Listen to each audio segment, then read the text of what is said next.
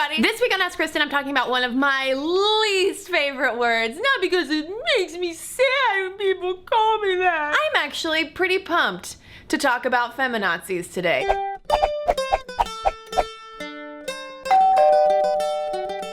So this week's question is coming from Gracie, who wanted to know, can you please explain to your viewers why the term feminazi is so completely unacceptable? I try to explain why comparing someone who wants equal rights to those who killed millions of innocent people is not okay, but no one using this term seems to understand why this is so bad. First of all, Gracie, while it is commendable that you've tried to reason with these people who are insulting you in this way, I don't think that they actually care how bad feminazi might be as a term. The point of feminazi isn't to, foster some kind of insightful dialogue. It's a one-word attempt to silence, usually, women. And honestly, when it comes to how bad it is to call someone a feminazi, I would argue that it's actually worse for the speaker than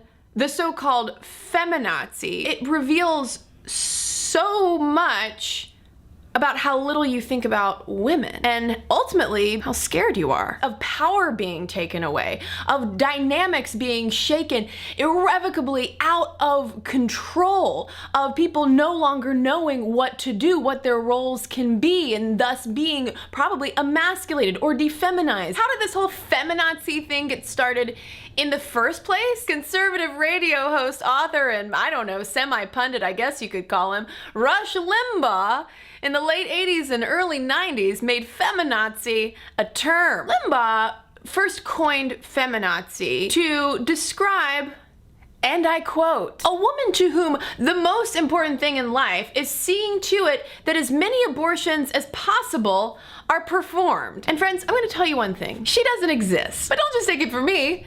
Take it from Rush Limbaugh, who wanted to clarify in 1992 this whole feminazi nonsense, and he had this to say. Feminazi is a specific type of feminist. There are probably no more than 25 of them in the entire world, well, maybe just in the United States. And it is not true, as some say, that feminazis are all feminists. That whole line of not all feminists are feminazis is something that I hear directly repeated to me in YouTube comments from people who ask about my thoughts on radical feminists and feminazis because, oh, you identify, Kristen, as a feminist, but you, at least I guess from time to time, seem to have a rational brain about you. Are there radical feminists out there who believe some things that I don't believe?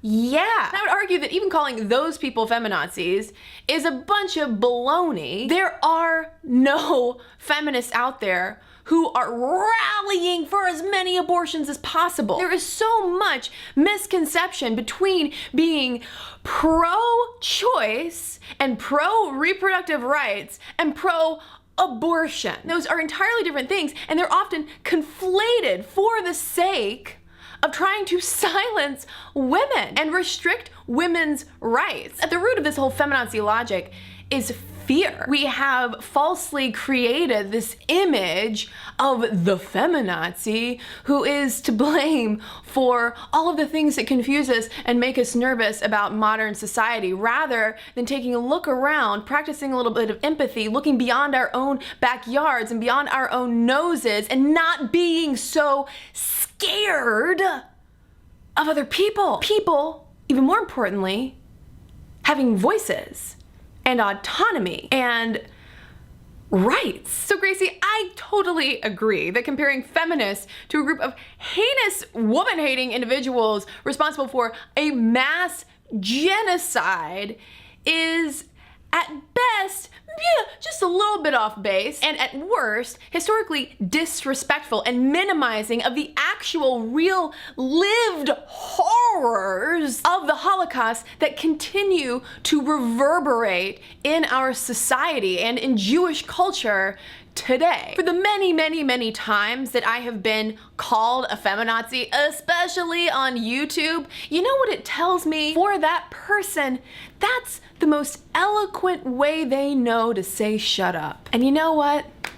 That's kind of pathetic. Fellow feminazis of the world, take heart, because this insult is really based on hyper-conservative fantasy. Now I want to hear from you. Do you get called a feminazi? Do you think that it has any power whatsoever, or do you think that it kind of makes you sound ridiculous? Let me know in the comments below. Let's talk about words and the power of them. Thanks everybody who watched and commented on last week's Ask Kristen video. Can you measure love? Kazawi commented, I measure love by how much pizza he gives me. As always, friends, please be sure to ask me your questions. Whatever's on your mind, let me know so I can give you some answers.